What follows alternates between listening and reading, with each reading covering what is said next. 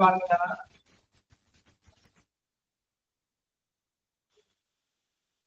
morning. Good morning, ma'am.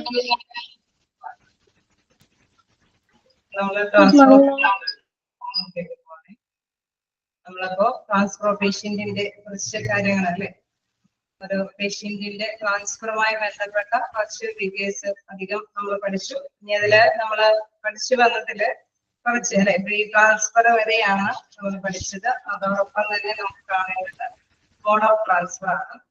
നമുക്ക് അതൊന്ന് നോക്കാം അല്ലെ. ഇതുവരെ നിങ്ങൾ വായിച്ചു നോക്കിയാലോ എങ്ങനെയാണ് ട്രാൻസ്ഫർ, അതായത് ഒരു പേഷ്യന്റിനെ ട്രാൻസ്ഫർ ചെയ്യുന്നതുമായി ബന്ധപ്പെട്ട് കുറച്ച് കാര്യങ്ങൾ, അത് വ്യത്യസ്തമായിട്ടുള്ള കാര്യങ്ങളും പേഷ്യന്റിന്റെ ലെവൽ അനുസരിച്ചിട്ട് നമ്മൾ കുറച്ച് കാര്യങ്ങളെല്ലാം ശ്രദ്ധ കേന്ദ്രീകരിച്ചിട്ട് വേണം കൈകാര്യം ചെയ്യണമെന്ന് പറഞ്ഞു.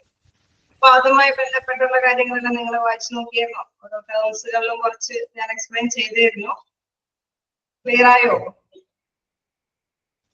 ഓക്കെയാണോ? എന്തെങ്കിലും ഡൗട്ടുകളുണ്ടോ? Airway, breathing, circulation, disability or neurological status വരെ നമ്മൾ കണ്ടായിരുന്നു. അതിൽ എന്തെങ്കിലും ഡൗട്ടുകൾ ഉണ്ടായിരുന്നോ നിങ്ങൾക്ക്? വായിച്ചു നോക്കിയായിരുന്നോ?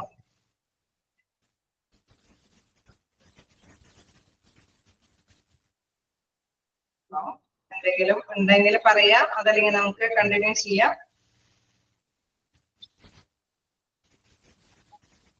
അതൊന്നും പറയാനില്ല. കണ്ടിന്യൂ ചെയ്യണോ വേണ്ടയോ എന്നൊന്നും നിങ്ങളൊന്ന് പറയാമോ?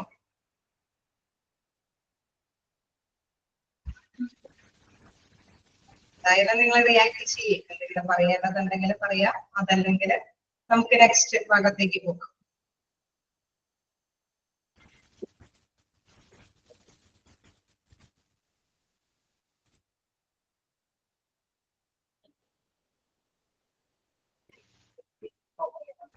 കുറച്ച് പേര് നമുക്ക് അയക്കുന്നുണ്ട്. നമുക്ക് എന്തായാലും നെക്സ്റ്റ് ഇതിലേക്ക് തന്നെ പോകാം.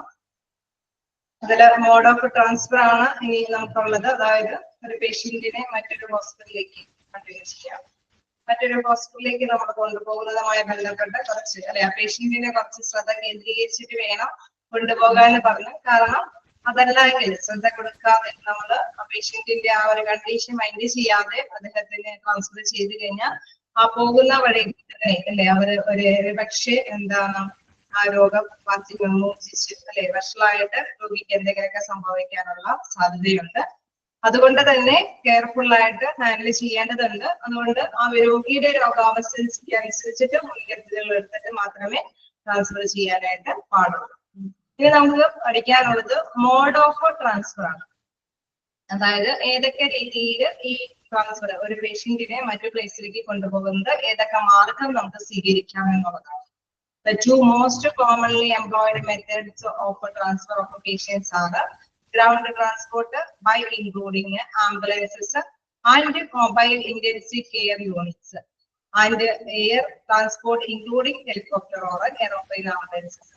അതായത് നമുക്കറിയാം മെയിൻ ആയിട്ട് രണ്ട് വേ ആണ് അല്ലെ, രണ്ട് വേ ആണ് നമ്മൾ ഉപയോഗിക്കാറ് സാധാരണയായിട്ട്.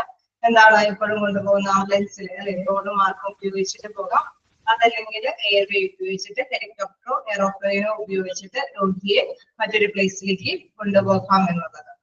ഓക്കെ അല്ലെ? മോഡ് ഓഫ് ട്രാൻസ്ഫർ എന്ന് പറയുന്നത് രണ്ട് രീതിയിൽ കൊണ്ടുപോകാം. അപ്പൊ മൊബൈൽ ഇന്റൻസീവ് കെയർ യൂണിറ്റ് എന്ന് പറയുന്നത് മറ്റൊരു ടേം ആണ്. അതും എന്താണ് എന്റെ രീതിയിൽ ഏത് രീതിയിലാണെങ്കിലും നമുക്ക് ട്രാൻസ്ഫർ ചെയ്യുമ്പോൾ അതിലെല്ലാ ഫെസിലിറ്റീസും കൂടി ഉൾക്കൊള്ളിച്ച് മൊബൈൽ ഇന്റൻസീവ് കെയർ യൂണിറ്റ് പോലെ തന്നെ നമുക്ക് ഈ പേഷ്യന്റിനെ മറ്റൊരു പ്ലേസിലേക്ക് കൊണ്ടുപോകാം എന്ന് പറയുന്നത്. അപ്പൊ ഈ ആംബുലൻസ് സർവീസ് പലതരത്തിലുണ്ടെന്ന് നിങ്ങൾ ജസ്റ്റ് മനസ്സിലാക്കാം. അതായത് ഗ്രൗണ്ട് ട്രാൻസ്പോർട്ടിൽ അത് നമ്മൾ എക്സ്പ്ലെയിൻ ചെയ്യുന്നുണ്ട്. അപ്പൊ പ്രധാനമായിട്ടും റോഡ് മാർഗം ഉപയോഗിച്ചിട്ടും അതേമാതിരി തന്നെ എയർവേ വായു വിമാനമാർഗം അല്ലെങ്കിൽ ഹെലികോപ്റ്റർ മുഖേനയും വ്യക്തികളെ മറ്റൊരു പ്ലേസിലേക്ക് ഹോസ്പിറ്റലിലേക്ക് കൊണ്ടുപോകാം. Then ground transport. Different types of ambulances are used in this mode of transport of patients. അതായത് വ്യത്യസ്ത തരത്തിലുള്ള ആംബുലൻസ് സർവീസുകൾ ഉണ്ട്. നമ്മൾ പോകുമ്പോൾ അല്ലെ എല്ലായ്പ്പോഴും ഒരേ ആംബുലൻസ് സർവീസുകൾ എന്ന് പറയുമ്പോൾ ഒരേപോലത്തെ രീതിയിലല്ല അവര് രോഗികളെ കൊണ്ടുപോകുന്നത്. ചില ആംബുലൻസിന് ചില ഫെസിലിറ്റി സൗകര്യങ്ങളോട് കൂടിയിട്ടോ അതല്ലെങ്കിൽ ആ ആംബുലൻസിൽ ചിലപ്പോ ഡോക്ടേഴ്സോ അല്ലെങ്കിൽ നഴ്സുമാരോ അക്കമ്പനി ചെയ്തിട്ട് കൂടെ അല്ലെങ്കിൽ അവരുടെ കൂടെ ആ പേഷ്യന്റിന്റെ കൂടെ ഉണ്ടായിട്ടോ അല്ലെങ്കിൽ ചില എക്യുപ്മെന്റ്സ് ഒക്കെ ഉൾപ്പെടുത്തിക്കൊണ്ടാക്കിയായിരിക്കും ഈ ആംബുലൻസുകൾ സർവീസുകൾ ചെയ്യുന്നത്. ചിലപ്പോൾ സാധാരണ രീതിയിൽ അല്ലെ പേഷ്യന്റിന്റെ റിലേറ്റീവ്സ് ഒക്കെ മാത്രമായിട്ടായിരിക്കും. പക്ഷെ ചില കേസുകൾ ക്രിട്ടിക്കൽ കെയർ ആയിട്ടുള്ള പേഷ്യൻസ് ഒക്കെ ആണെങ്കിൽ അവരുടെ ആ ലെവൽ അനുസരിച്ചിട്ട് ചിലപ്പോൾ ഡോക്ടേഴ്സോ അല്ലെങ്കിൽ നഴ്സുമാരൊക്കെ അവരുടെ കൂട്ടത്തിൽ പോകാം. ചില എക്യുപ്മെന്റ്സും കൂടി ഉൾപ്പെടുത്തിക്കൊണ്ട് തന്നെ ചിലപ്പോഴെല്ലാം രോഗികളെ ഒരു പ്ലേസിൽ നിന്ന് മറ്റൊരു പ്ലേസിലേക്ക്, മറ്റൊരു ഹോസ്പിറ്റൽ ഫെസിലിറ്റി ഉള്ള മറ്റൊരു പ്ലേസിലേക്ക് കൊണ്ടുപോകാവുന്നതാണ്. അപ്പൊ അങ്ങനെ നോക്കുമ്പോൾ വ്യത്യസ്ത തരത്തിലുള്ള ആംബുലൻസ് സർവീസുകളുണ്ട്. ബേസിക് ലൈഫ് സപ്പോർട്ട് ആംബുലൻസ് ഉണ്ട്, അഡ്വാൻസ്ഡ് ലൈഫ് സപ്പോർട്ട് ആംബുലൻസ് ഉണ്ട്, MICU ഉണ്ട്. അപ്പൊ MICUവിന്റെ ഫുൾ ഫോം നോട്ട് ചെയ്ത് വയ്ക്കുക. എന്താണ്? Mobile intensive care unit. Mobile intensive care unit. അങ്ങനെ 3 തരത്തിലുള്ള ആംബുലൻസ് സർവീസ് ആണ് പ്രധാനമായിട്ടും വരുന്നത്. എന്താണ്? Basic life support ambulance, advanced life support ambulance, mobile intensive care unit. First one നോക്കാം, ബേസിക് ലൈഫ് സപ്പോർട്ട് ആംബുലൻസ്. എന്താണ് ബേസിക് ലൈഫ് സപ്പോർട്ട് ആംബുലൻസ് എന്ന് പറയുന്നത്? അല്ലെ, നമ്മുടെ ഒരു മനുഷ്യ, ഒരു വ്യക്തിയെ, പേഷ്യന്റിനെ സംബന്ധിച്ച് അവർക്ക് ജീവിതത്തിലേക്ക് തിരിച്ചു പിടിക്കാൻ വേണ്ടിയിട്ടാണ് നമ്മൾ മറ്റൊരു സൗകര്യമുള്ള ഹോസ്പിറ്റലിലേക്ക് എത്രയും പെട്ടെന്ന് എത്തിക്കുന്നത്. അപ്പൊ ജീവൻ അപകടത്തിലാകുന്ന സാഹചര്യങ്ങളെ ഇതാണ് വിത്തൗട്ട് ലൈഫ് ത്രെട്ടനിങ് കണ്ടീഷൻ എന്ന് പറയുന്നത്. അതായത് നമ്മള് നോർമലി ഷിഫ്റ്റ് ചെയ്യുന്നത്, ബേസിക് ലൈഫ് സപ്പോർട്ട് ആംബുലൻസ് എന്ന് പറയുന്നത് നോർമലി ഷിഫ്റ്റ് ചെയ്യുന്ന രീതി തന്നെയാണ്. അതായത് സാധാരണ രീതിയിൽ വലിയ മാനേഴ്സുകളൊന്നും ഇല്ലാതെ, അതായത് എക്യുപ്മെന്റ്സുകളോ മറ്റു ഡോക്ടേഴ്സിന്റെയോ നഴ്സുമാരെയോ സഹായത്തോടു കൂടി അല്ലാതെ നോർമലി ഒരു വ്യക്തിയെ മറ്റൊരു പ്ലേസിലേക്ക് ട്രാൻസ്ഫർ ചെയ്യുന്നതാണ്.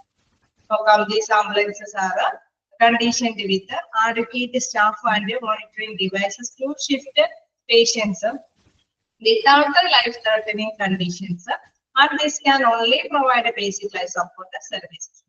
അതായത് അതിൽ മതിയായ സ്റ്റാഫുകളോടും കൂടിയിട്ട്, അതായത് മതിയായ മോണിറ്ററിംഗ് ഡിവൈസ്, നമ്മൾ നേരത്തെ പറഞ്ഞു ഒരു വ്യക്തിയെ നമ്മൾ മറ്റൊരു പ്ലേസിലേക്ക് പോകുമ്പോൾ ചിലപ്പോൾ അല്ലെ മോണിറ്ററിംഗ് സംവിധാനമൊക്കെ വേണമെങ്കിൽ അതെല്ലാം യൂസ് ചെയ്തിട്ടാണ് ട്രാൻസ്ഫർ ചെയ്യാൻ പാടുള്ളൂ.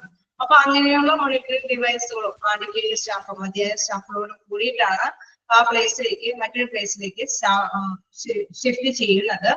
അപ്പൊ അവിടെ എന്താണ് പ്രധാനമായിട്ടും എന്തെങ്കിലും അല്ലെ മറ്റ് ജീവരക്ഷ എന്തെങ്കിലും പെട്ടെന്ന് വരികയാണെങ്കിൽ അത് കൈകാര്യം ചെയ്യാനായിട്ട് ഡ്യൂട്ടി ഡോക്ടറും നഴ്സും ഉണ്ടാവുമെന്ന് പറയുന്നു. അപ്പൊ അത്തരത്തില് എന്തെങ്കിലും ഇതുകൾ വരുമ്പോൾ അത് സാധാരണ രീതിയിൽ എന്താണ് പ്രശ്നങ്ങളൊന്നും അല്ലെ വലിയ പ്രശ്നങ്ങളൊന്നും ഉണ്ടാവില്ല. എന്തെങ്കിലും പ്രശ്നം പെട്ടെന്ന് തന്നെ ഉണ്ടായാൽ അത് കൈകാര്യം ചെയ്യാനായിട്ട് ഓൾമോസ്റ്റ് അവിടെ അവൈലബിൾ ആണ്. അതുകൊണ്ട് തന്നെ എന്താണ് ബേസിക് ലൈഫ് സപ്പോർട്ട് സർവീസ് മാത്രമേ അതിൽ ഉണ്ടാവുള്ളൂ. അതായത് മറ്റു എക്യുപ്മെന്റ്സുകളോ അല്ലെങ്കിൽ സ്പെഷ്യലൈസ്ഡ് ആയിട്ടുള്ള എന്തെങ്കിലും ഡോക്ടേഴ്സോ അങ്ങനെ എന്തെങ്കിലും വ്യക്തികളുടെ സാന്നിധ്യമോ അതിൽ ഉണ്ടായിരിക്കുകയില്ല. അത്തരത്തിലുള്ള ആംബുലൻസ് സർവീസിനെയാണ് ബേസിക് ലൈഫ് സപ്പോർട്ട് ആംബുലൻസ് എന്ന് പറയുന്നത്. ഓക്കെ, ക്ലിയർ ആണല്ലോ? Basic life support ambulance. These ambulances are conditioned with adequate staff and monitoring devices to shift the patient without the life-threatening conditions. അപ്പോൾ പെട്ടെന്ന് അങ്ങനെ ഒരു അല്ലെ നമ്മുടെ ജീവൻ അപകടത്തിലാകുന്ന സാഹചര്യം വരാണെങ്കിൽ അത് മീറ്റ് ചെയ്യാനുള്ള ഒരു സജ്ജീകരണമുണ്ട്. And these can only provide basic life support service. അവിടെ അത്രയും അല്ലെ കൂടുതൽ എക്യുപ്മെന്റ്സോ അല്ലെങ്കിൽ സ്പെഷ്യലൈസ്ഡ് പേഴ്സൺസോ ഒന്നും അവരുടെ കൂടെ അക്കമ്പനി ചെയ്യുന്നില്ല. അവിടെ സാധാരണയായിട്ട് അല്ലെ സാധാരണയായിട്ട് ഉണ്ടാവാവുന്ന ബേസിക് ലൈഫ് സപ്പോർട്ട് സർവീസ് മാത്രമേ പ്രദാനം ചെയ്യുന്നു. അടിസ്ഥാന സൗകര്യങ്ങളാണ് പ്രദാനം ചെയ്യുന്നത്. Advanced life support ambulance. Advanced life support ആംബുലൻസിന്റെ പ്രത്യേകത എന്തായിരിക്കും? കുറച്ചും കൂടി കെയർ കൊടുക്കാവുന്ന രീതിയിലുള്ള ഇതായിരിക്കും, പേഷ്യന്റിന് ഇത്തിരി കൂടി കെയർ കിട്ടുന്ന തരത്തിലുള്ളതായിരിക്കും. These ambulances can provide modern life support services like endotracheal intubation, cardiac monitoring, defibrillation, administration of intravenous fluids or vasopressors. അതായത് നമ്മൾ നേരത്തെ കണ്ടായിരുന്നു അല്ലെ എന്താണ് എൻഡോട്രാക്കിയൽ ഇന്റubation എന്ന് പറഞ്ഞത്? അല്ലെ ശ്വാസതടസ്സം എന്തെങ്കിലും ഉണ്ടല്ലോ അല്ലെ, ശ്വാസമുട്ട എന്തെങ്കിലും ഉണ്ടാവുകയാണെങ്കിൽ വെന്റിലേറ്റർ സർവീസ് ഉള്ളതാണ്. അതായത് അല്ലെ ഒരു ശ്വസന നാളം നമ്മുടെ ഒരു ശ്വാസതടസ്സം ഇല്ലാതിരിക്കുമ്പോൾ എന്തെങ്കിലും ശ്വാസമുട്ട് അനുഭവപ്പെട്ട് കഴിഞ്ഞാൽ രോഗിക്ക് ബുദ്ധിമുട്ടുണ്ടാവും എന്നുള്ള കണ്ടീഷനിൽ നേരത്തെ കൂടി ഒരു ട്യൂബ് അല്ലെ എയർവേ ഉണ്ടായിരിക്കണമെന്ന് നമ്മൾ പറഞ്ഞു. അങ്ങനെയുള്ള സാഹചര്യത്തോട് കൂടിയിട്ട് ആയിരിക്കും ഈ വ്യക്തിയെ അല്ലെ ആ ഒരു ഫെസിലിറ്റി അനുവദിക്കും. കാർഡിയക് മോണിറ്ററിംഗ്, അതായത് കറക്റ്റ് ആയിട്ട് പേഴ്സൺ കാര്യങ്ങളൊക്കെ രേഖപ്പെടുത്താനുള്ള മോണിറ്ററിംഗ് സംവിധാനം ഉണ്ടായിരിക്കും. ഡിഫിബ്രിലേഷൻ അഡ്മിനിസ്ട്രേഷൻ എന്താണ് ഓഫ് ഇൻട്രാവെനസ് ഫ്ലൂയിഡ്സ് ഓർ വാസോപ്രസേഴ്സ്. അതായത് നമുക്കറിയാം ഡിഫിബ്രിലേഷൻ എന്തിനു വേണ്ടിയിട്ട് നമ്മൾ പെട്ടെന്ന് നമ്മുടെ ബോഡി പെട്ടെന്ന് നിശ്ചലമായി പോകുന്ന അവസ്ഥയിലേക്ക് പെട്ടെന്ന് ഫസ്റ്റ് എയ്ഡ് എന്ന നിലയിൽ നമ്മൾ കണ്ടായിരുന്നു ആ മെഷീൻ പെട്ടെന്ന് ഒരു കൊടുക്കുമ്പോൾ അല്ലെ പുഷ് ചെയ്ത് കൊടുക്കുമ്പോൾ പെട്ടെന്ന് രോഗി പെട്ടെന്ന് തന്നെ അവരുടെ ശ്വാസം ആളുടെ ഹൃദയത്തിന്റെ ഇരിപ്പ് വരികയും അങ്ങനെ ജീവിതത്തിലേക്ക് വീണ്ടും പ്രവേശിക്കാൻ അല്ലെ വീണ്ടും പുനർജീവിക്കാനായിട്ട് സാധിക്കുകയും ചെയ്യും. അത്തരത്തിലുള്ള മെഷീന്റെ സൗകര്യം കൂടി എന്തിന് അലോട്ട് ചെയ്യും, നമ്മുടെ ആംബുലൻസിൽ അലോട്ട് ചെയ്യും. അതേമാതിരി തന്നെ ഫ്ലൂയിഡ്സ് എല്ലാം ഇൻട്രാവെനസ് നമ്മൾ നേരത്തെ പറഞ്ഞിരുന്നു എന്തെങ്കിലും കനാൽസ് എല്ലാം കൊടുത്ത് അവർക്ക് ആ സമയങ്ങളിൽ മെഡിസിനോ എന്തെങ്കിലും കൊടുക്കേണ്ടതുണ്ടെങ്കിൽ അത്തരം ഫെസിലിറ്റീസ് എല്ലാം തന്നെ ഇതിലുണ്ടായിരിക്കും, നമ്മുടെ ഈ അഡ്വാൻസ്ഡ് ലൈഫ് സപ്പോർട്ട് ആംബുലൻസിൽ ഉണ്ടായിരിക്കും. Then these are adequately saved and made ready for shifting patients with life-threatening conditions. അത് പ്രധാനമായിട്ടും രോഗി അപകടാവസ്ഥ ഉണ്ടാകാൻ ചാൻസ് ഉണ്ട് എന്നുള്ള മുൻകൂട്ടി കാണുമ്പോൾ അവരെ ആ ഒരു കണ്ടീഷനിൽ നിന്ന് രക്ഷപ്പെടുത്താൻ പറ്റുന്ന തരത്തിലുള്ള എല്ലാ എക്യുപ്മെന്റ്സും അതിൽ ഉൾപ്പെടുത്തിക്കൊണ്ടാണ് ആംബുലൻസ് സർവീസ് ആ സേവനം കാഴ്ചവെക്കുന്നത്. ഓക്കെ, ക്ലിയർ ആണോ? അഡ്വാൻസ്ഡ് ലൈഫ് സപ്പോർട്ട് ആംബുലൻസിൽ എന്തൊക്കെ മെഷീൻസ് ഉൾപ്പെടാം? അതില് എന്താണ് നമ്മൾ പറഞ്ഞു, എൻഡോട്രേക്കിയൽ ഇൻക്യുബേഷൻ ഉണ്ടാവാം, കാർഡിയക് മോണിറ്ററിംഗ് ഉണ്ടാവാം, ഡിഫിബ്രിലേഷൻ ഉണ്ടാവാം, ഇൻട്രാവെനസ് ഫ്ലൂയിഡ്സ് അല്ലെങ്കിൽ വാസോപ്രസേഴ്സ് അല്ലെ. നമ്മൾ എന്തെങ്കിലും അല്ലെ ഏത് രീതിയിലും നമുക്കറിയാം ഏതെങ്കിലും പ്രോബ്ലംസ് ഒക്കെ വരാനായിട്ടുള്ള സാധ്യതകളുണ്ട് എന്ന് മുൻകൂട്ടി കാണുമ്പോൾ അതിനെല്ലാം പ്രിവെന്റ് ചെയ്യാൻ മുൻകരുതലായിട്ട് എല്ലാം സ്വീകരിച്ചിട്ടായിരിക്കും ഈ ആംബുലൻസ് സർവീസ് കൊടുക്കുന്നത്. ഫസ്റ്റ് പോയിന്റില് പറയുന്നത് അതായത് അതിന് ആഡിക്വേറ്റ് ആയിട്ടുള്ള സ്റ്റാഫ് മോണിറ്ററിംഗ് ഡിവൈസുകളും ഉണ്ടായിരിക്കും. പക്ഷെ ഈ പറഞ്ഞ ഡിഫിബ്രിലേറ്ററോ അല്ലെങ്കിൽ ഇൻക്യുബേഷനോ ഒന്നും പ്രധാനമായിട്ട് അതിൽ ഉപയോഗിക്കുന്നില്ല. ഇതില് പറയുന്നത് എന്താണ്, പ്രധാനമായിട്ടും ആഡിക്വേറ്റ് സ്റ്റാഫും മോണിറ്റർ ചെയ്യാനായിട്ട് ഉണ്ടാവും. അതോടൊപ്പം തന്നെ മോണിറ്ററിംഗ് ഡിവൈസുകളും ഉണ്ടാവും.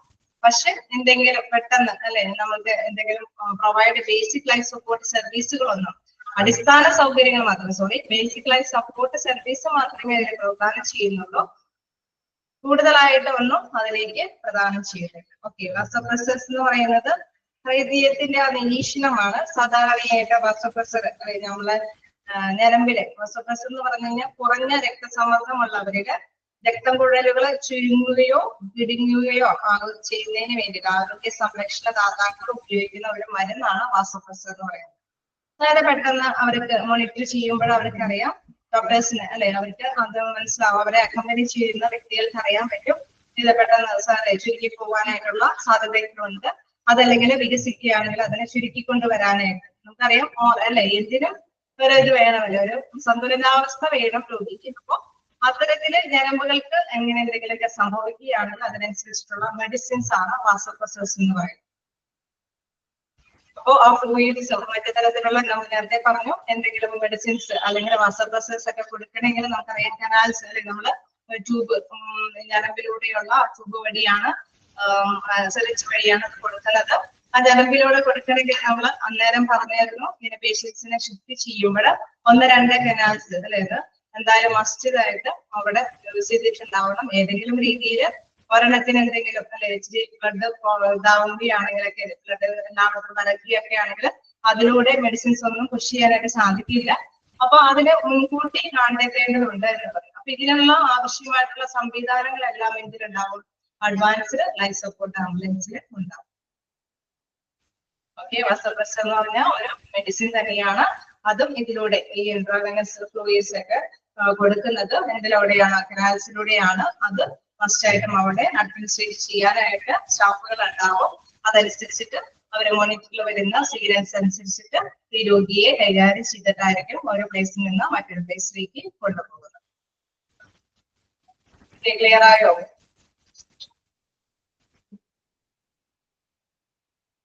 ഓക്കെയാണോ? ഒന്നുള്ള 1-2 പോയിന്റ്സ് കഴിഞ്ഞു. ഇത് ഇച്ചിരി ടഫ് ഉള്ളത് കൊണ്ടാണ് ഞാൻ നിർത്തി നിങ്ങളോട് പറഞ്ഞു പോകുന്നത്. കാരണം നമ്മള് കഴിഞ്ഞ ഇതിലും അത് ഇത്തിരി സ്ലോ ആണ് കിട്ടാനായിട്ട്. കാരണം അതിലെല്ലാം പഠിക്കാനുണ്ട് അല്ലെ, പുതിയ പുതിയ കാര്യങ്ങളൊക്കെ ആയതുകൊണ്ട്. മറ്റൊരു ക്ലാസ് പോലെ തന്നെ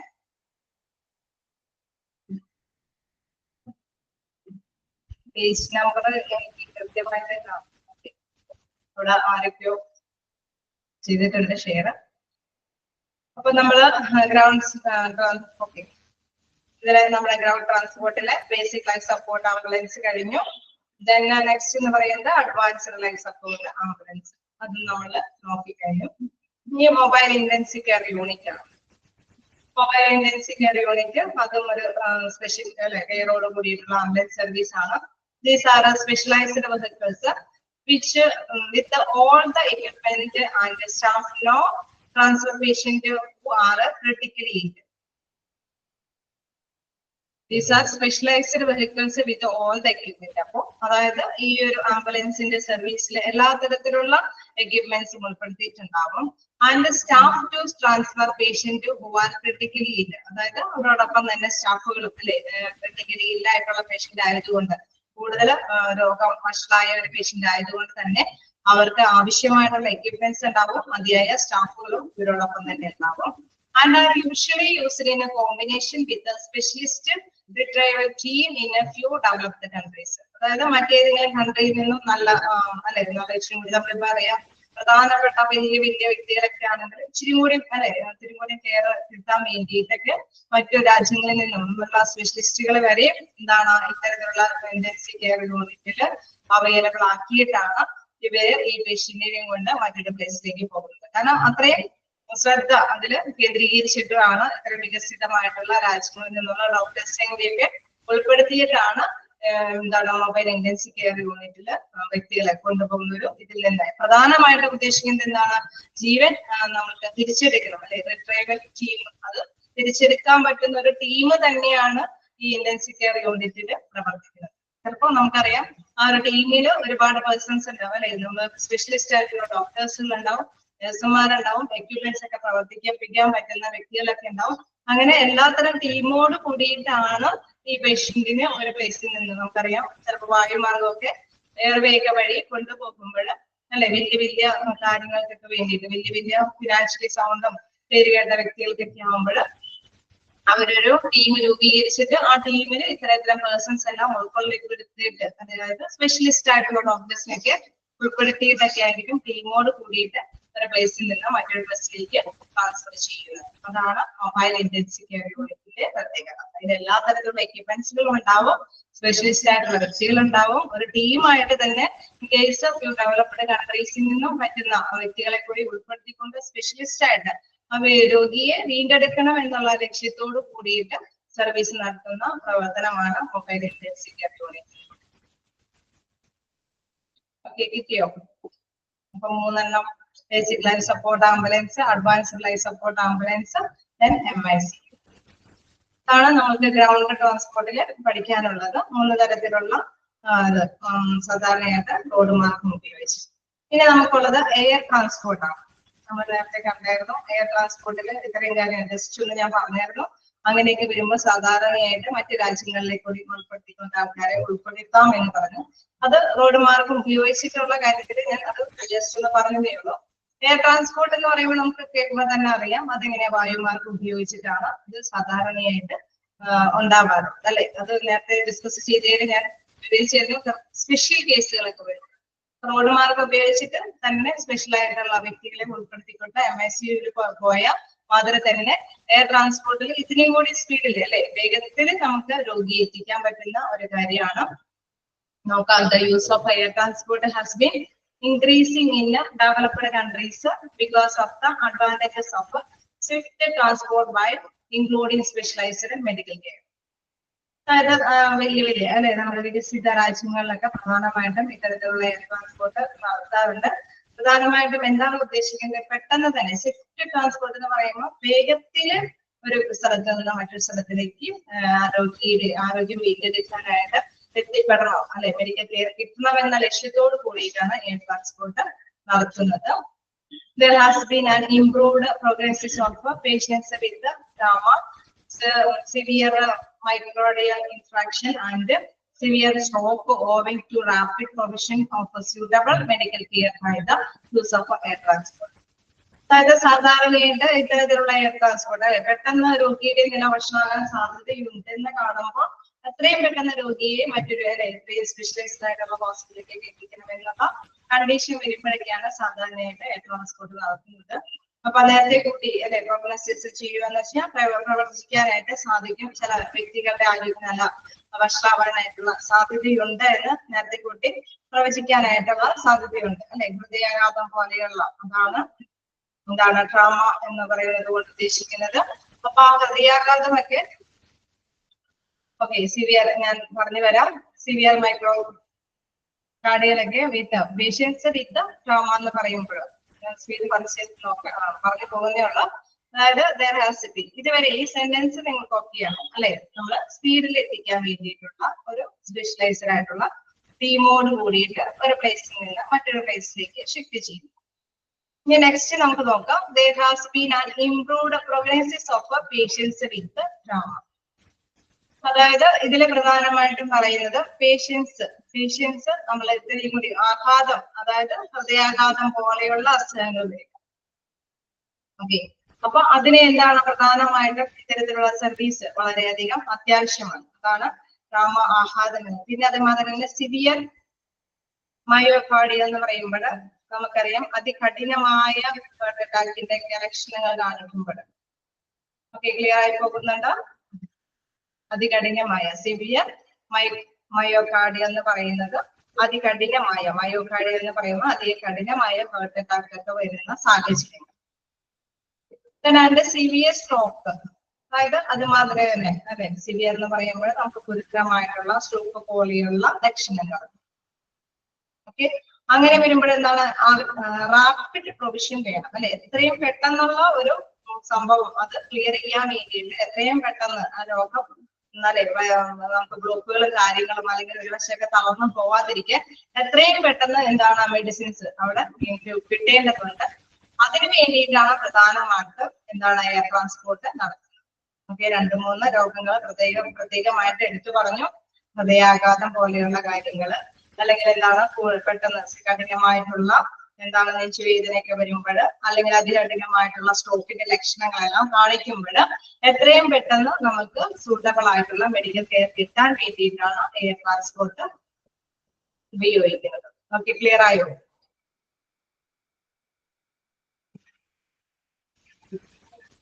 അപ്പോ 2-3 പുതിയ ടേംസുകൾ അതിലുണ്ടായിരുന്നു. അപ്പൊ അത് അത്രയും അങ്ങനത്തെ സിവിയർ ആയിട്ടുള്ള അല്ലെ അതികഠിനമായിട്ടുള്ള കാര്യങ്ങൾ വരുമ്പോഴാണ് നമ്മൾ എയർ ട്രാൻസ്പോർട്ട് ഉപയോഗിക്കുന്നത്. ഇനി നമുക്ക് നോക്കാം patients who are more likely to get a benefit from air transport. ഏതൊക്കെ കാര്യങ്ങൾ അല്ലെ കൂടുതലായിട്ട് ബെനിഫിറ്റ് എയർ ട്രാൻസ്പോർട്ട് വഴി കിട്ടുന്നത് ഏതൊക്കെ വ്യക്തികൾക്കാണെന്ന് നോക്കാം.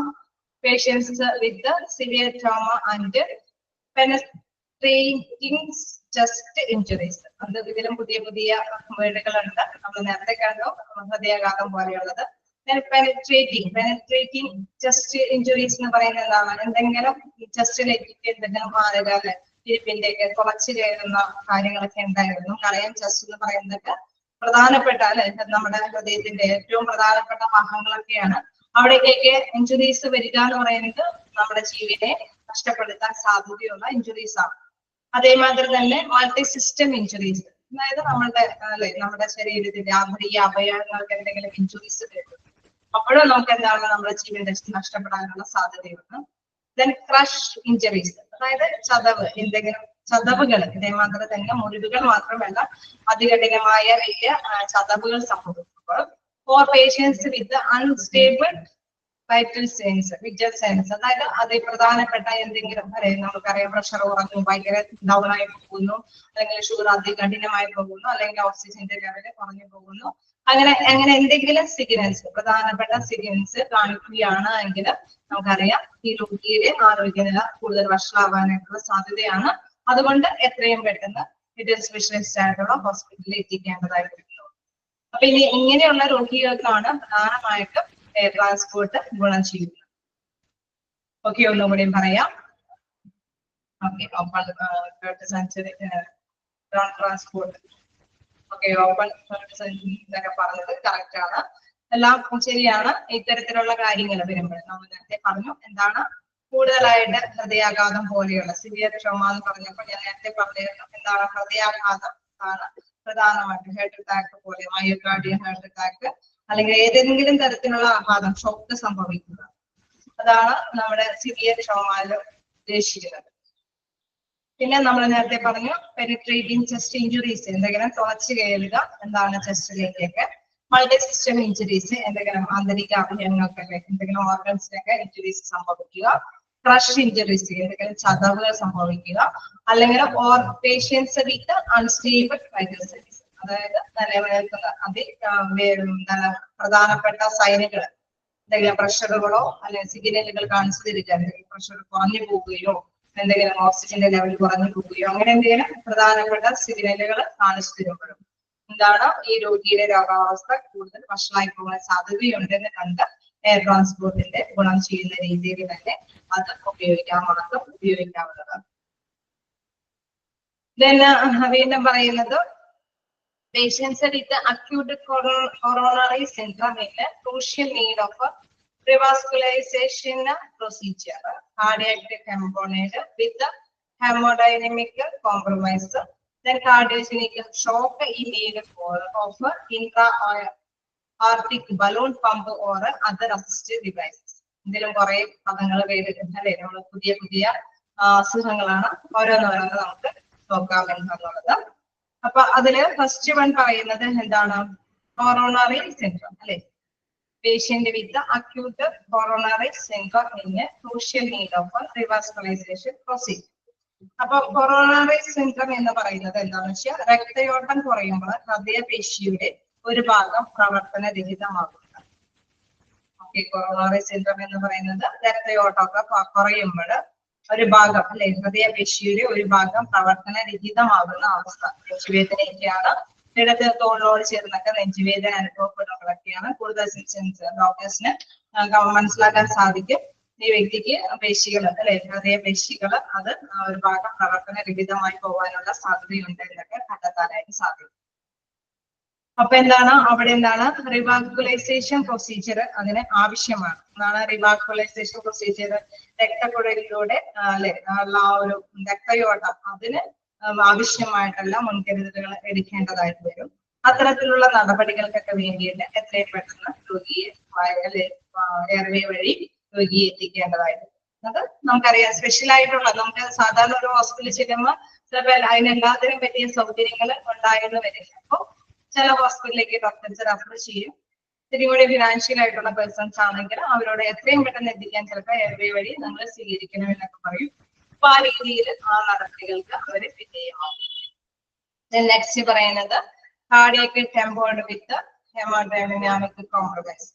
അതായത് ഇതിൽ എന്താ പറയുന്നത് വെച്ച് കഴിഞ്ഞാൽ കാർഡിയക് കമ്പോണന്റ് എന്ന് വെച്ച് പറയുന്നത് എന്താണെന്ന് വെച്ചാൽ ഹാർട്ടിന് ചുറ്റുമുള്ള സഞ്ചിയിൽ അല്ലെ, നമ്മുടെ ഹാർട്ട് നമ്മളൊരു സഞ്ചിയിലാണ് സൂക്ഷിക്കണേന്ന് നമുക്കറിയാം. അപ്പൊ അതില് പെരിക്കാർഡിയൽ ദ്രവം അടിഞ്ഞു കൂടുന്നത് മൂലം ഹൃദയത്തിന്റെ കംപ്രഷനാണ് തലകറക്കവും ശ്വാസതടസ്സമൊക്കെ വരുന്നത്. അതായത് പെരിക്കാർഡിയൽ ദ്രവത്തിൽ അതിനെ സംരക്ഷിച്ചുകൊണ്ട് ഇരിക്കുന്നുണ്ട് ഹൃദയത്തിന് ആ ഒരു കവറേജിനുള്ളിൽ. അത് കൂടുതലായിട്ട് അടിഞ്ഞു കൂടുമ്പോൾ എന്താണ് ശ്വാസം മുട്ടും തലകറക്കൊക്കെ അനുഭവപ്പെടും. അപ്പൊ ഇതും എന്താണ് ഇത് നമ്മൾ റിമൂവ് ചെയ്യുന്നത് അല്ലെ. ഇത് എത്രയും പെട്ടെന്ന് കൈകാര്യം ചെയ്തില്ലെങ്കിൽ രോഗിക്ക് എന്തെങ്കിലും വരാനായിട്ട് പ്രോബ്ലംസിലേക്ക് വരാനായിട്ടുള്ള സാധ്യതയുണ്ട്. അപ്പൊ അതിന് അനുസൃതമായിട്ടുള്ള ഹെമോഡൈനാമിക്, അതായത് ഹെമോഡൈനാമിക്കിന്റെ പ്രത്യേകത എന്താണെന്ന് വെച്ചാൽ സുസ്ഥിരമായിട്ടുള്ള രക്തപ്രവാഹം അവിടെ സാധ്യമാക്കണം അല്ലെ. രക്തത്തിന്റെ ആ ഒരു ഒഴുക്ക്, ഇതിന്റെ ആ ഒരു ഫ്ലൂയിഡിന്റെ അതിപ്രസരണം കാരണം കൊണ്ട് ഒഴുക്കാനായിട്ട് സാധിക്കാതെ വരികയാണെങ്കിൽ അതിന് ആവശ്യമായിട്ടുള്ള ഒരു രക്തപ്രവാഹം സാധ്യതകൾ ഉണ്ടാക്കണം. അതിനു വേണ്ടിയിട്ടുള്ള ഓൾട്ടർനേറ്റീവ് ഹോമിയോസ്റ്റേറ്റിക് സംവിധാനമാണ് ഇത് പറയുന്നത്. അതായത് ഹെമോഡൈനാമിക് എന്ന് പറയുന്നത്. ഹെമോഡൈനാമിക് എന്ന് പറയുന്നത് എന്താണ്? അത് ആ ഒരു പേശികളിലൂടെ രക്തപ്രവാഹം കൂട്ടിക്കൊടുക്കാനുള്ള ഒരു ഓട്ടോമാറ്റിക് സംവിധാനമാണ്. അപ്പൊ ആ സംവിധാനം എല്ലാ ഹോസ്പിറ്റലിലേക്കും ഫെസിലിറ്റി ഉണ്ടായിരിക്കണമെന്നില്ല. അപ്പൊ അതിന് വേണ്ടിയിട്ട് എത്രയും പെട്ടെന്ന് ഈ വ്യക്തിയെ ആ ഹോസ്പിറ്റലിലേക്ക് എത്തിക്കേണ്ടതായിട്ട്. ഓക്കെ, കാർഡിയാക് കമ്പോണന്റ് എന്ന് പറയുന്നത് എന്താന്ന് വെച്ചാൽ ചുറ്റുമുള്ള സഞ്ചിയില്, അതായത് ഹൃദയത്തെ ആവരണം ചെയ്തിരിക്കുന്ന സഞ്ചിയിലുള്ളില് പെരിക്കാർഡിയ ദ്രാവകം അടിഞ്ഞു കൂടുന്നത് കൊണ്ട് അവിടെയുള്ള രക്തപ്രവാഹത്തിന് സാധാരണ രീതിയിൽ പോകാനായിട്ട് സാധിക്കാതെ വരുമ്പോൾ ഒരു ഓട്ടോമാറ്റിക് ആയിട്ട് അല്ലെ, ഒരു ഓട്ടോമാറ്റിക് റെഗുലേഷന്റെ സഹായത്തോടു കൂടിയിട്ട് അത് സാധാരണ രീതിയിൽ രക്തപ്രവാഹം നിലനിർത്തി കൊണ്ടുപോകാൻ വേണ്ടിയിട്ട് ഉപയോഗിക്കുന്നതാണ്. അതിന്റെ സഹായം തേടേണ്ടതായിട്ട്. നമുക്ക് അടുത്തത് അല്ലെ, നമ്മൾക്ക് ഉള്ളത് ഹൃദയത്തിന്റെ കാർഡിയോജനിക് ഷോക്ക് നമുക്കറിയാം, അറ്റാക്ക്, ഹൃദയാഘാതം അല്ലെ. In need of intra aortic balloon pump or other assisted device. അതായത് ഇൻട്രോ അയോട്ടിക് ബലൂൺ പമ്പിന്റെ അതിന് ഒരു പ്രത്യേകതയുണ്ട്. എന്താണ് ആ ഇൻട്രോ അയോട്ടിക് പമ്പിന്റെ അയോട്ടിക് ബലൂൺ പമ്പിന്റെ പ്രത്യേകത? ഹൃദയാഘാതം വർദ്ധിക്കുമ്പോൾ ഒരേ സമയത്ത് മയോകാർഡിയൽ ഓക്സിജൻ പെർഫ്യൂഷൻ വർദ്ധിപ്പിക്കാൻ കഴിയുന്ന മെക്കാനിക്കൽ ഉപകരണം. അത് ഹൃദയമിടിപ്പ് വർദ്ധിപ്പിച്ച് രക്തപ്രവാഹം വർദ്ധിപ്പിക്കുകയാണ് ചെയ്യുന്നത്. അതൊരു മെക്കാനിക്കൽ ഉപകരണമാണ് എന്ത്? Intra aortic balloon pump. അതിന്റെ ഉപയോഗം എന്താണെന്ന് വെച്ച് കഴിഞ്ഞാൽ ഹൃദയാഘാതം വർദ്ധിക്കുമ്പോൾ ഒരേ സമയത്ത് മയോകാർഡിയൽ ഓക്സിജൻ പെർഫ്യൂഷൻ വർദ്ധിപ്പിക്കാൻ കഴിയുന്ന മെക്കാനിക്കൽ ഉപകരണം ഹൃദയമിടിപ്പ് വർദ്ധിപ്പിച്ച് രക്തപ്രവാഹം വർദ്ധിപ്പിക്കുകയാണ് ചെയ്യുന്നത്. അതും ഒരു മെഷീനാണ്. അപ്പൊ അത്തരം സൗകര്യങ്ങൾ നമുക്കറിയാം എല്ലാ ഹോസ്പിറ്റലിലും ഇങ്ങനെയുള്ള സൗകര്യങ്ങളൊന്നും ഉണ്ടാവില്ല. എത്രയും പെട്ടെന്ന് പക്ഷെ രോഗിക്ക് ഈ ട്രീറ്റ്മെന്റുകളെല്ലാം കിട്ടേണ്ടതായിട്ടും വരും. അപ്പൊ അത് ലഭിക്കണമെങ്കിൽ സ്പെഷ്യലൈസ്ഡ് ആയിട്ടുള്ള ഹോസ്പിറ്റലിലേക്ക് നാഴിമാർഗം ഉപയോഗിച്ചിട്ട് രോഗിയെ എത്തിക്കാനായിട്ട് ഡോക്ടേഴ്സ് തീരുമാനിക്കുകയും പേഷ്യൻസിനെയോ റിലേറ്റീവ്സിനെയൊക്കെ അറിയിക്കുകയാണ് ചെയ്യുന്നത്. ഓക്കെ, അപ്പൊ ഇത്തരം പേഷ്യൻസിനെല്ലാം എന്താണ് ആ വായുമാർഗം ഗുണം ചെയ്യുമെന്നാണ് പറയുന്നത്. ഓക്കെ, നിങ്ങൾക്ക് ക്ലിയർ ആയോ? കുറച്ച് അസുഖങ്ങളാണ് പറഞ്ഞത്. സ്പെഷ്യലായിട്ട് പെട്ടെന്ന് വരുന്ന ഇഞ്ചുറീസുകളെ പോലെ തന്നെ എന്താണ് നമ്മുടെ ആരോഗ്യത്തില് അല്ലെ, നമ്മുടെ ഹൃദയത്തിനെ സംബന്ധിച്ച് അല്ലെങ്കിൽ നമ്മുടെ രക്തപ്രവാഹങ്ങളെ സംബന്ധിച്ചൊക്കെ എന്തെങ്കിലും അല്ലെ നെഞ്ചുവേദനയും തലകറക്കവും അങ്ങനെയൊക്കെ ഇങ്ങനെയുള്ള സിംറ്റംസിനോട് അല്ലെ ആ ഒരു ഇത് കാണുമ്പോൾ തന്നെ അറിയാം, സൈനുകളെ കാണുമ്പോൾ അവര് ഡോക്ടേഴ്സിനെ ഡിസൈഡ് ചെയ്യാൻ സാധിക്കും ഇതെല്ലാം ഇങ്ങനെയുള്ള പ്രോബ്ലം കൊണ്ട് സംഭവിക്കുന്നതാണ്. ഇങ്ങനെ രോഗികൾക്ക് അപ്പൊ ഇത്രയും പെട്ടെന്ന് ഇത്രയും ഫെസിലിറ്റി ഉള്ള ഹോസ്പിറ്റലിലേക്ക് എത്തിക്കേണ്ടതായിട്ട് വരും. ഓക്കെ, ക്ലിയർ ആയോ? ഇതൊന്നും നമുക്ക് സ്പീഡിൽ വിടാൻ പറ്റില്ല, കാരണം എല്ലാവർക്കും അത് ഓരോ ഇതല്ലേ, ഓരോന്നിനും ഓരോ സൊല്യൂഷൻസ് അടക്കമാണ്. ജസ്റ്റ് അത് മെഷീനുകളാണ് എന്നുള്ളതും അത് എന്ത് തരത്തിലുള്ള അസുഖമാണെന്ന് നിങ്ങൾക്കൊന്ന് ജസ്റ്റ് ഒന്ന് മനസ്സിലാക്കി പോവേണ്ടതുണ്ട്. എന്തെങ്കിലും കിട്ടാത്തതുണ്ടോ?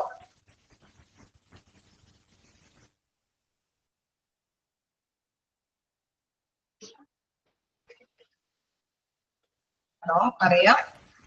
ഓക്കെ ആണോ? നിങ്ങൾക്ക് എന്തെങ്കിലും ക്യാച്ച് ചെയ്യാൻ പറ്റിയോ?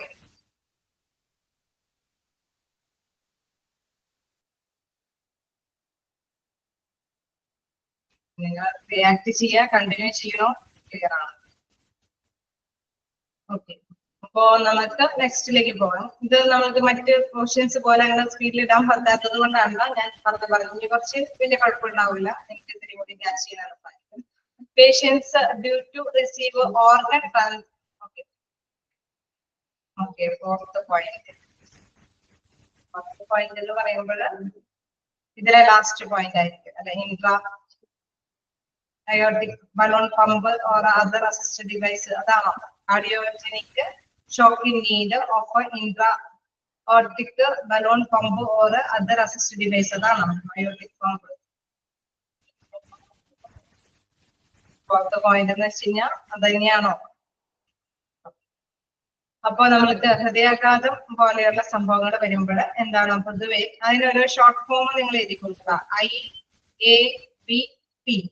അതായത് intra aortic balloon pump. Intra aortic balloon pump IABP. ഈ ഇൻട്രാ അയോട്ടിക് ബലൂൺ പമ്പിന്റെ പ്രത്യേകത എന്ന് വെച്ച് കഴിഞ്ഞാൽ ഹൃദയാഘാതം വർദ്ധിക്കുമ്പോൾ നമുക്ക് അറിയാം അല്ലെ, നെഞ്ചുവേദന അത് വളരെയധികം കുറച്ചും കൂടി പ്രതീക്ഷിക്കുന്നതിനേക്കാൾ അപ്പുറമായിട്ട് ഡോക്ടേഴ്സിന് അത് അപ്പൊ അവർക്ക് വ്യക്തമാവാനായിട്ട് സാധിക്കും. ഇത് ഹൃദയാഘാതം മൂർച്ഛിച്ചതിന്റെ അവസ്ഥ കൊണ്ടാണ്. അങ്ങനെ വരുമ്പോൾ ഒരേ സമയത്ത് മയോകാർഡിയൽ ഓക്സിജൻ പെർഫ്യൂഷൻ വർദ്ധിപ്പിക്കാൻ കഴിയുന്ന മെക്കാനിക്കൽ ഉപകരണം. അതായത് നമുക്കറിയാം ഓക്സിജന്റെ ആ ഒരു പമ്പിങ് കൊടുക്കണം അല്ലെ, നമ്മുടെ ശ്വാസം നിലനിൽക്കുന്നത് എന്താണ്? ഓക്സിജൻ. അത് ബ്ലഡിലൂടെയാണ് നമ്മുടെ ഓക്സിജൻ നമ്മുടെ വായുവിലേക്ക് അല്ലെ കിട്ടുന്നത്. അപ്പൊ ഓക്സിജന്റെ ആ ഒരു കൃത്യമായ അളവ് നമ്മുടെ ശ്വാസത്തിലേക്ക് എത്തിയാൽ മാത്രമേ നമുക്ക് ജീവൻ നിലനിർത്തി കൊണ്ടുപോകാനായിട്ട് സാധിക്കുകയുള്ളൂ. പക്ഷെ ഈ പമ്പിങ് കറക്റ്റ് ആയിട്ട് അല്ലെ, വേദന വരുമ്പോൾ അത് കൈകാര്യം ചെയ്യാനൊക്കെ ബുദ്ധിമുട്ട് വരും. അപ്പൊ ഇവിടെ എന്താണ്, അത് ആ ഒരു നമുക്ക് മതിയായ രീതിയിൽ ഓക്സിജൻ എത്തിക്കാൻ കഴിയുന്ന മെക്കാനിക്കൽ ഉപകരണം ഹൃദയമിടിപ്പ് വർദ്ധിപ്പിച്ച് രക്തപ്രവാഹം വർദ്ധിപ്പിക്കുകയാണ് ചെയ്യുന്നത്. ഹൃദയത്തിന്റെ ആ ഇടിപ്പൊക്കെ ഭയങ്കര പെയിൻ വരുമ്പോ ഇടിപ്പ് കുറഞ്ഞ് ഡൗൺ ആയി പോകും അല്ലെ. ഹൃദയമിടിപ്പ് വർദ്ധിച്ചാൽ മാത്രമേ നമുക്ക് മതിയായ രീതിയിൽ ഓക്സിജൻ ഇങ്ങനെ move ചെയ്തുകൊണ്ടിരിക്കുകയുള്ളൂ.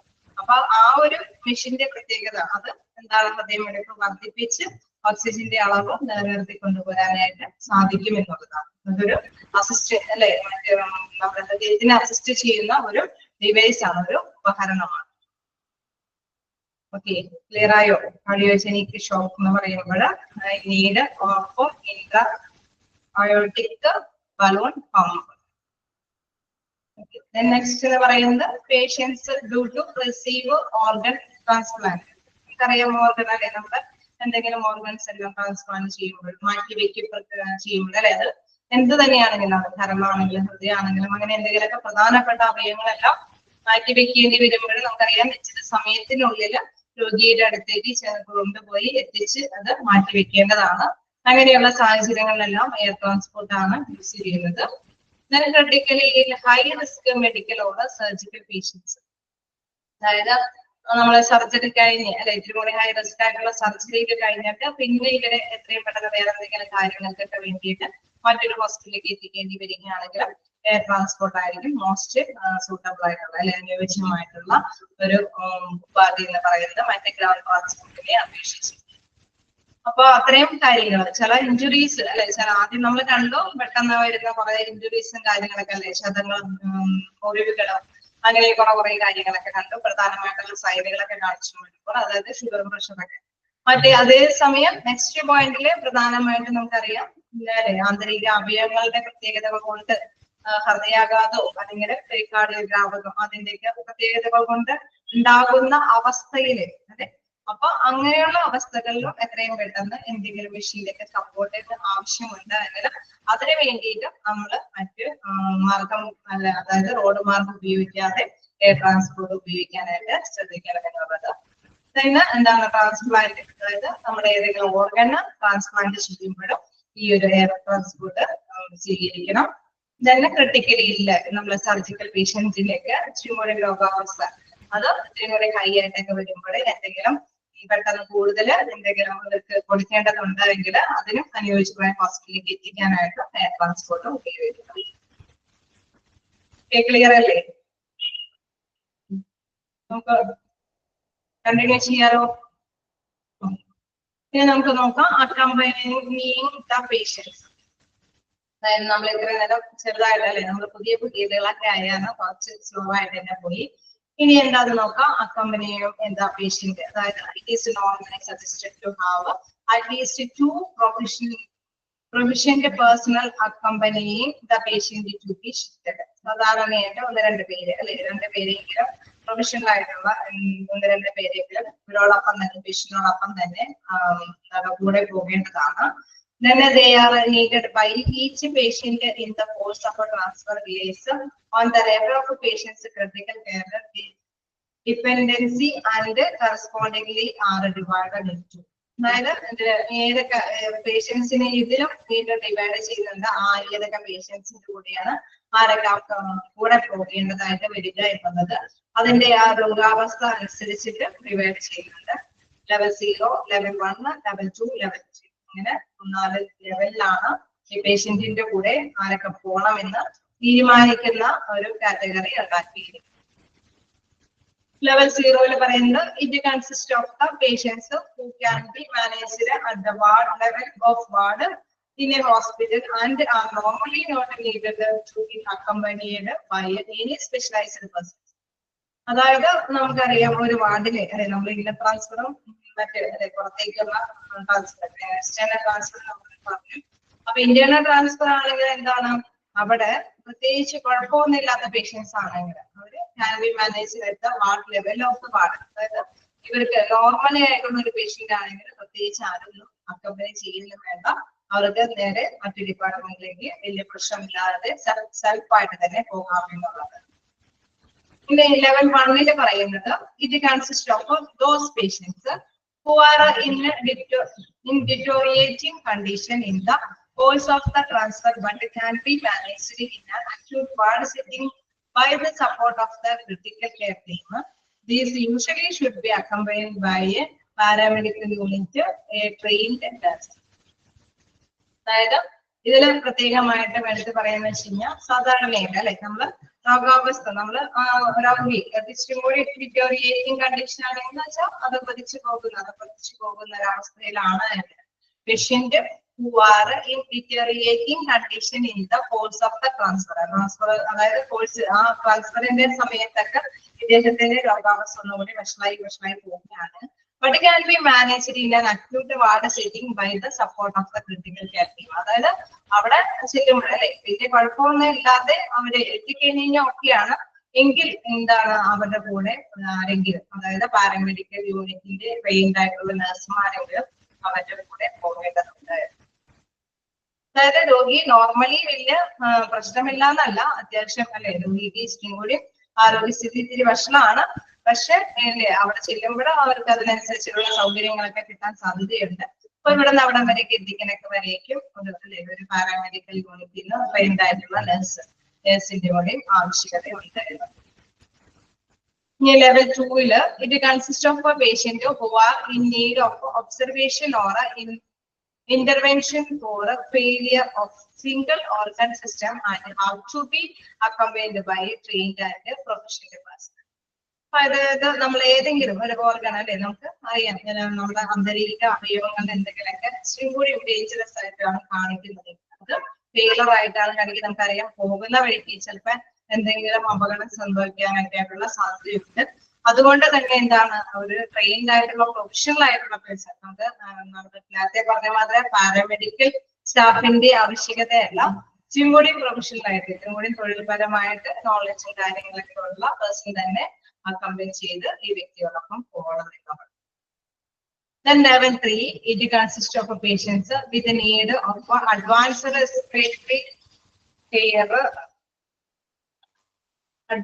respiratory care during the transport with the support of at least 2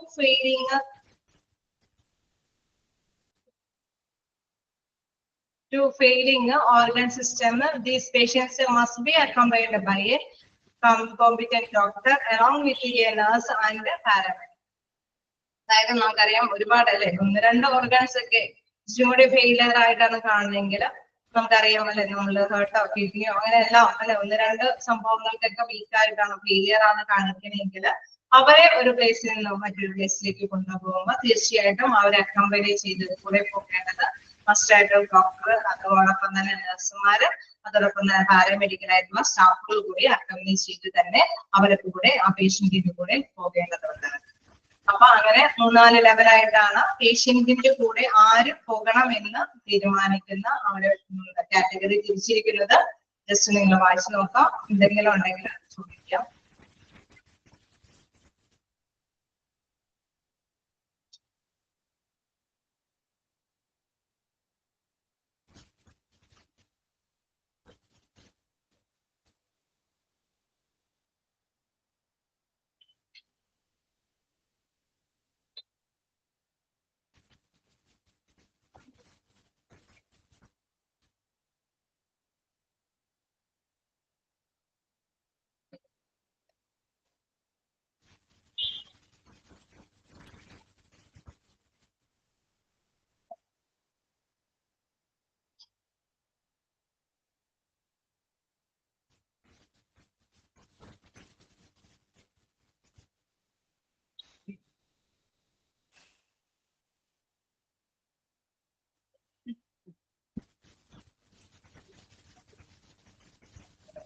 okay ആണോ?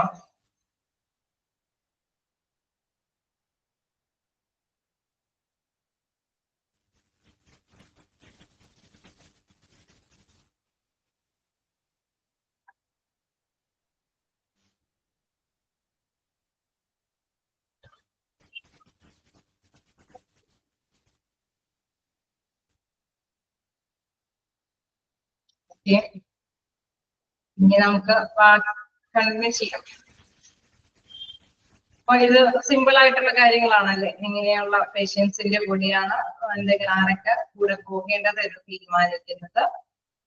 നെക്സ്റ്റ് എന്താണ്, the accompanying person should be actually trained, competent and experienced and preferably should have done training in a patient transfer and should have enough training in advanced cardiac life support, airway management and critical care. അതായത് നമ്മളിപ്പോ accompany ചെയ്ത് അല്ലെ അവരെ കൂടെ പോകുന്ന person, അതിപ്പോ doctor, nurse അല്ലെങ്കിൽ paramedical staff എന്നൊക്കെ നമ്മൾ പറഞ്ഞായിരുന്നു, ആര് തന്നെയാണെങ്കിലും അവര് ആക്ച്വലി അത് അവർക്ക് ആവശ്യമായിട്ടുള്ള training കിട്ടിയിരിക്കണം. Then competent and experienced and preferably should have done training in a patient transfer. അത് പേഷ്യന്റിന്റെ ട്രാൻസ്ഫർ നമുക്കറിയാം, ഒരു ആംബുലൻസിൽ അല്ലെ, അത് അല്ല കൂടെ പോകുന്നവർക്ക് അതിൻ്റെതായ ട്രെയിനിങ് ഒക്കെ കിട്ടിയിട്ടുണ്ടായിരിക്കണം. And should have enough training in advanced cardiac life support. നമ്മൾ ആർക്കറിയാം, നേരത്തെ നമ്മൾ പറഞ്ഞ കുറച്ച് അല്ലെങ്കിൽ മറ്റു തരത്തിലുള്ള ഉപകരണങ്ങളൊക്കെ ഉപയോഗിക്കാനായിട്ട് പര്യാപ്തമായ വ്യക്തികളായിരിക്കണം, അതിന് ട്രെയിനിങ് ഒക്കെ കിട്ടുന്ന വ്യക്തികളായിരിക്കണം ഇവരുടെ കൂടെ പോകേണ്ടത്. Airway management and critical care, അത് നമുക്കറിയാം, ഈ എയർവേ അത് മാനേജ് ചെയ്യാനും അതോടൊപ്പം തന്നെ ക്രിട്ടിക്കൽ കെയർ കൊടുക്കാനായിട്ടും പര്യാപ്തമായിട്ട് ട്രെയിനിങ് കിട്ടിയ വ്യക്തികളായിരിക്കണം കൂടി പോകേണ്ടത്. If the physician is not available to shift unstable patients, then the provision of contacting the physician concerned by the transport team then should certainly be ready for the services. അതായത് നമ്മളിപ്പോ ഏതെങ്കിലും കാരണവശാല് ഇവരൊപ്പം പോകാനായിട്ട് physicians ഇല്ല എങ്കിൽ, doctors എല്ലാം ഇല്ല എങ്കിൽ concerned ആയിട്ടുള്ള അതിന് പകരക്കാരനായിട്ടുള്ള വ്യക്തി ഉണ്ടായിരിക്കണം. അദ്ദേഹം തീർച്ചയായിട്ടും ഈ വ്യക്തിയോട് എന്തെങ്കിലുമൊക്കെ മാറ്റേഴ്സ് വരുമ്പോൾ കോണ്ടാക്ട് ചെയ്തിട്ട് ഫിസിഷ്യന്റെ അഭിപ്രായം എന്താണോ അതനുസരിച്ചിട്ട് കൊടുക്കാനായിട്ട്, അല്ലെ എന്തെങ്കിലും സർവീസുകൾ എന്തെങ്കിലും സേവനങ്ങൾ കൊടുക്കാൻ റെഡി ആയിട്ട് ഇരിക്കണം എന്നുള്ളതാണ്. ഓക്കെ, അക്കമ്പനി ചെയ്ത് പോകുന്ന പേഴ്സൺസിന് മതിയായ ട്രെയിനിങ് ഉണ്ടായിരിക്കണം, മതിയായ ലൈഫ് സപ്പോർട്ടുമായി ബന്ധപ്പെട്ട് എന്തെങ്കിലും പെട്ടെന്ന് എന്തെങ്കിലും അപകടങ്ങൾ സംഭവിച്ചു കഴിഞ്ഞാൽ അതിനെ കൈകാര്യം ചെയ്യാനായിട്ടുള്ള ട്രെയിനിങ് ഇങ്ങനെ കൂടെ പോകുന്നവർക്ക് കൊടുത്തിരിക്കണം. ഇൻ കേസ് ഫിസിഷ്യൻസ് ഒന്നും ഇല്ല എങ്കിൽ അവരെ കൃത്യസമയത്ത് ഇങ്ങനെയുള്ള എന്തെങ്കിലും മാറ്റേഴ്സുകളൊക്കെ വരുമ്പോൾ കോണ്ടാക്ട് ചെയ്യാനായിട്ട് അവൈലബിൾ ആയിരിക്കണം. അവര് കോണ്ടാക്ട് ചെയ്യുന്നത് അനുസരിച്ചിട്ട് സേവനങ്ങൾ പ്രദാനം ചെയ്യാൻ കഴിവുള്ള പേഴ്സൺസ് ആയിരിക്കണം ഇങ്ങനെ പേഷ്യന്റിന്റെ കൂടെ ട്രാൻസ്ഫർ ചെയ്യുമ്പോൾ ഉണ്ടായിരിക്കേണ്ടത്. ക്ലിയർ ആയോ?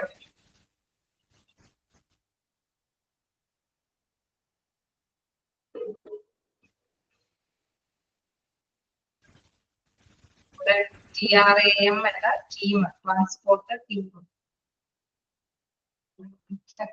കുറെ സെന്റൻസുകളും നിങ്ങൾ ജസ്റ്റ് ഒന്ന് വായിച്ചു നോക്കി കഴിഞ്ഞാൽ എന്തെങ്കിലും ഡൗട്ടുകൾ ഉണ്ടെങ്കിൽ നിങ്ങൾ, എനിക്ക് തോന്നുന്നു ഞാൻ ഇത്തിരി സ്പീഡ് കുറച്ച് എടുത്തത്, കാരണം എല്ലാത്തിന്റെയും മുകളിൽ എഴുതാനുള്ള ഒരു സാവകാശം നിങ്ങൾക്ക് തന്നിട്ടുണ്ട്.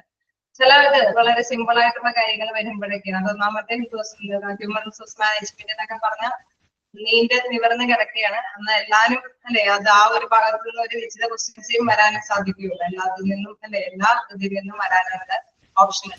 അപ്പൊ നമ്മളത് ഇങ്ങനെ ഒരുപാട് ടൈം എടുത്ത് പറഞ്ഞാൽ നിങ്ങൾക്ക് ബാക്കി ക്വസ്റ്റ്യൻസ് ഒന്നും തീരെയുമില്ല. ഇതിനൊക്കെയാണെങ്കിൽ ഇത്തിരി സമയവും വേണം.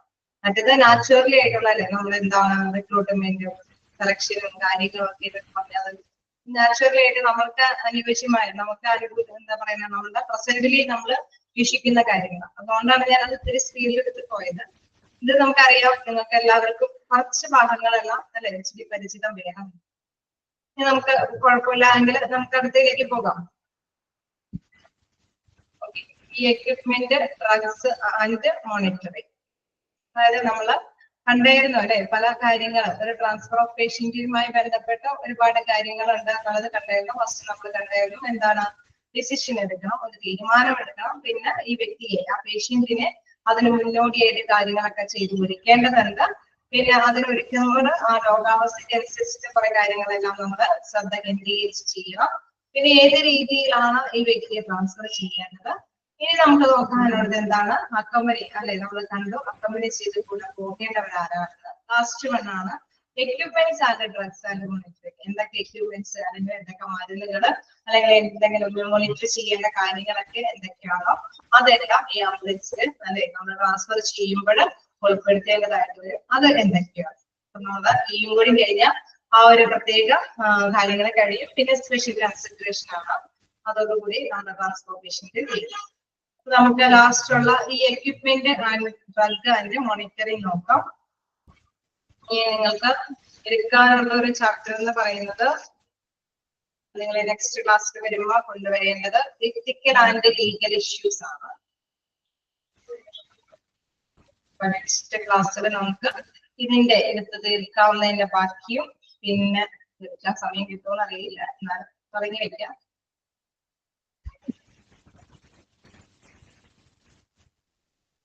അപ്പൊ നിങ്ങൾക്ക് എത്തിക്കൽ ആൻഡ് ലീഗൽ ഇഷ്യൂ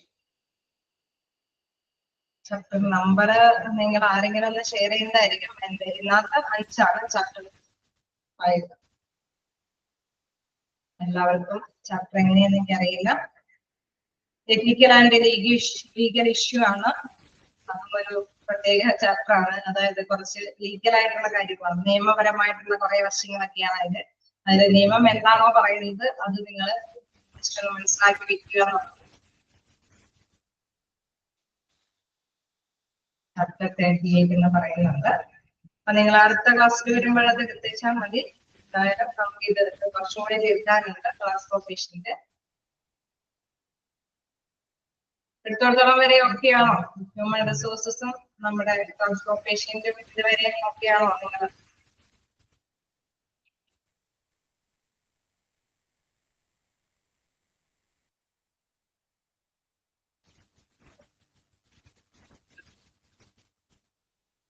ഞാൻ ഓൺ ആക്കിയിട്ടുണ്ട്.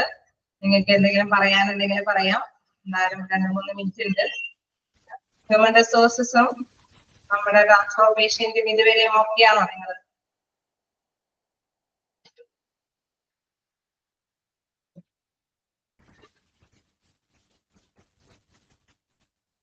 ഒന്നും പറയാനില്ല. എന്തെങ്കിലും റെസ്പോണ്ട് ഏതെങ്കിലും ഭാഗത്ത് ഇത്തിരി കൂടി സ്പീഡ് കൂടിയിട്ടുണ്ടെന്നോ എന്തെങ്കിലും ഉണ്ടെങ്കിൽ പറയാം. അല്ലെങ്കിൽ എന്തെങ്കിലും മനസ്സിലാവാത്ത ഭാഗം ഉണ്ടെങ്കിലും പറയാം.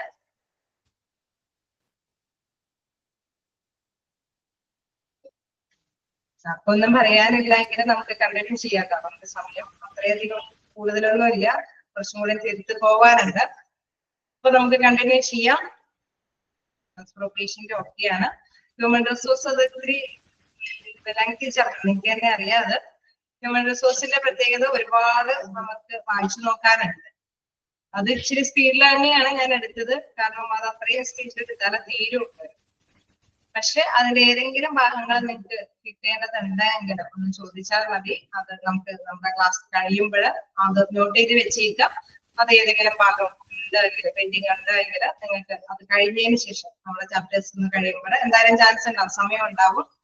അപ്പൊ ആ ടൈമിൽ നമുക്ക് എടുക്കാവുന്നതാണ്. ഞാൻ ഫസ്റ്റ് സെക്കൻഡ് മൊഡ്യൂൾ കഴിഞ്ഞപ്പോഴും ഇങ്ങനെ തന്നെയായിരുന്നു. കുറച്ച് സമയം എടുത്തിട്ട് നിങ്ങൾക്ക് ഏതെങ്കിലും ഭാഗം ക്ലിയർ ചെയ്യാനുണ്ടെങ്കിൽ ക്ലിയർ ചെയ്ത് തന്നായിരുന്നു. പക്ഷെ നമ്മളെ ഏൽപ്പിച്ച കുറച്ച് പോർഷൻസ് ഉണ്ടല്ലോ, അതിൽ ഏറ്റവും വലിയൊരു ബിഗ് ചാപ്റ്റർ ആണ് ഹ്യൂമൻ റിസോഴ്സ് മാനേജ്മെന്റ്. അതിലെ കുറച്ചൊക്കെ നമുക്ക് അറിയാവുന്ന പരിചിതമായിട്ടുള്ള കാര്യങ്ങളായതുകൊണ്ട് തന്നെയാണ് ഞാൻ സ്പീഡിൽ എടുത്തത്. അപ്പൊ അതിൽ ഇനി ഏതെങ്കിലും പക്ഷെ നിങ്ങൾ വായിച്ചു നോക്കുമ്പോൾ ഡൗട്ടുകൾ ഉണ്ടെങ്കിൽ തീർച്ചയായിട്ടും നമുക്കിത് കഴിയുമ്പോൾ തീർച്ചയായിട്ടും പറഞ്ഞുതരാം. അപ്പൊ ട്രാൻസ്പോർട്ടേഷന്റെ ഒക്കെ തന്നെയാ പറയുന്നത്. അപ്പൊ നമുക്ക് ഭാഗം അല്ലെ ഈ ലാസ്റ്റ് ഭാഗം കൂടി എടുത്തിരിക്കാം, കുറച്ച് എഴുതാൻ പറ്റുന്നോർത്തോളം എടുക്കാം. അതായത് നമ്മൾ പറഞ്ഞ എന്തൊക്കെ എക്യുപ്മെന്റ്സുകൾ കൊണ്ടുപോകണം എന്നുള്ള കാര്യം. അപ്പൊ അതില് പ്രധാനമായിട്ടും പറയാനുള്ളത് എന്താണ്? A proper inspection with the provision of all life-saving drugs is compulsory for a transport for all patients with level 1, 2 and 3 critical care needs.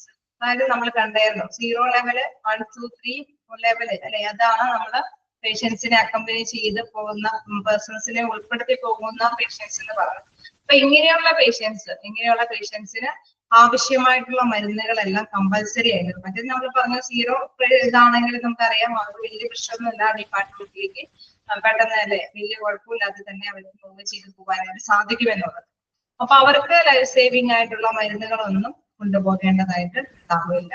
ഒരാള് ചെല്ലുമ്പോൾ അവര് ഡോക്ടേഴ്സ് ചിലപ്പോൾ എന്തെങ്കിലും ഡയഗ്നോസിസിന്റെ ബേസിലായിരിക്കും അവര് ഡിപ്പാർട്ട്മെന്റിൽ നിന്ന് മറ്റൊരു ഡിപ്പാർട്ട്മെന്റിലേക്ക് വിട്ടത്. അപ്പൊ രോഗനിർണയം വന്നപ്പോൾ മനസ്സിലായി കാണും നമ്മളെല്ലാം അല്ലെ ഫിസിഷ്യനെല്ലാം തന്നെ കണ്ടിന്യൂ ചെയ്യുന്നത് ന്യൂറോളജിസ്റ്റ് ആയിരിക്കും അല്ലെങ്കിൽ നെഫ്രോളജിസ്റ്റ് ആയിരിക്കും, അങ്ങനെ അതിന്റെ ബേസിൽ വിട്ടത്.